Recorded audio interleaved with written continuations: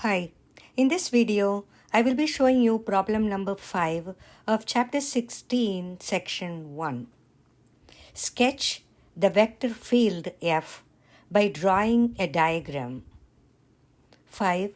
F of xy equal to yi plus xj divided by square root of x square plus y square.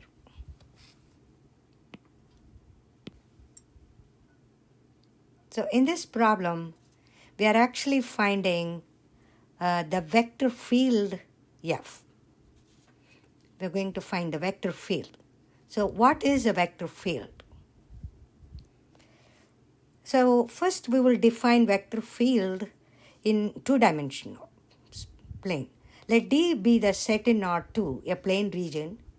A vector field f in R2 is a function f that assigns to each point xy in D a two-dimensional vector f of xy.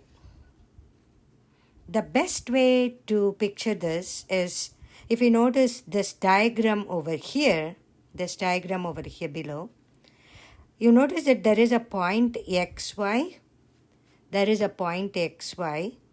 and it gets associated with the vector f of xy like that. So to every point you associate a vector. So to every point there is a vector which has both magnitude and direction. So vector over here points that way. So it is that length and it pointing towards the negative x-axis. So each one has a vector, each point is associated with a vector, and each vector has got a fixed direction and magnitude associated with it. So we can consider this vector field as a wind velocity at any location in space, at the speed and direction of the ocean current in any location, or you can consider that to be force vector of the Earth's gravitational field at a location in space. So these are some examples of vector field. What is the vector field in three-dimensional space? Let E be the subset of R3. A vector field on R3 is a function f that assigns to each point x, y, z in E a three-dimensional vector f of x, y, z. So the figure looks like this. So here you have a point, then there is a vector associated with that. There is a point, there is a vector associated with that. And each vector has got a direction and magnitude defined by f of xyz, the function f of xyz, or the field f of xyz, if it is three-dimensional.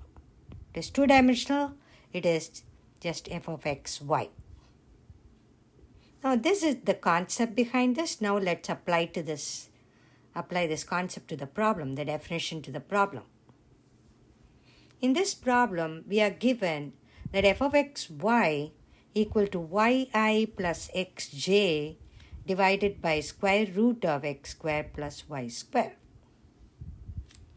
So note here, the order xy actually changes to y and x. So we can write that as y divided by x square plus y square I plus x divided by square root of x square plus y square j. As this defines a vector field, we will find out the length of this vector at any point xy, which is obtained by squaring the x component and adding to the square of the y component and taking the square root of it. So it is y square over x square plus y square plus x square over x square plus y square, which is x square plus y square over x square plus y square, which is equal to 1. In fact, it should be square root of all that. So that will be square root of x square plus y square over x square plus y square, which is equal to 1. Now, so every vector at any point it should be of length 1. So all vectors at every point is of unit length. So that is one thing that we notice about the vector field. Let's try to draw this by giving some sample points, by taking some sample points. So this is the this is the y-axis, and the horizontal one is the x-axis. So we have x, and this will be y. We'll create a table for certain points, and then we will generalize and see a pattern and generalize this. So let's take some examples, x comma y.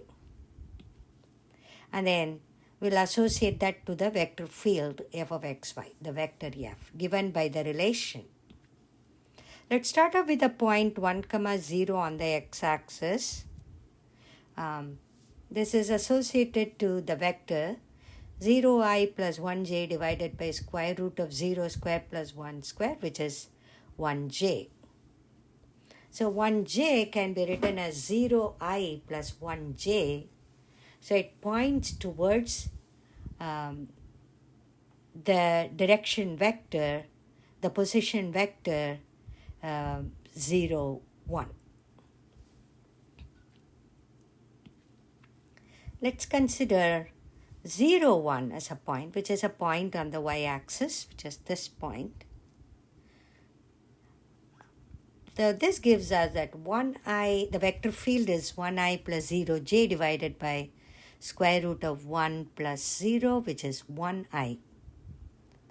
So the point 0, 1, the vector field at that point 0, 1, which is a point on the y-axis, points towards the x direction, and it is of unit length. By giving some more points on the graph, on the table, negative 1, 0, if you compute the vector field at that point, it is negative j. So it is of unit length pointing in the direction of negative y-axis. Same way we will find out for the point 0, negative 1, which is negative I. So its points towards negative x-axis, which is of unit length. So these are all points on the x and y-axis. So we'll take a generic point, say 1, 1, which is 1i plus 1j divided by square root of 2, so which points towards the direction of the first quadrant, which are of unit length. So likewise, if we do for negative 1, 1, which is a point in the second quadrant, it points towards the direction of, it has a positive x component and negative y, so it points towards the fourth quadrant, which are of unit length. So we kind of got an idea by plotting, by taking a table for certain points. So if we draw these vectors for these points, we get at 1, 0, it points towards the y direction, which is of unit length. And then at 0, 1, which is a point on the y-axis, it points towards the x direction, unit length. It's parallel to the x-axis. Then at negative 1, 0, it points towards the y direction, unit length, parallel to the negative y-axis. And then at 0, negative 1, it is negative I, so it points towards the negative x-axis. At 1, 1, it is of unit length, but it points towards positive x, positive y, so first quadrant. So we get vectors like this. So if you do use a 3D plotter view, for this vector field, you will get the vector field like this. So for each point, you have a vector which has both magnitude and direction.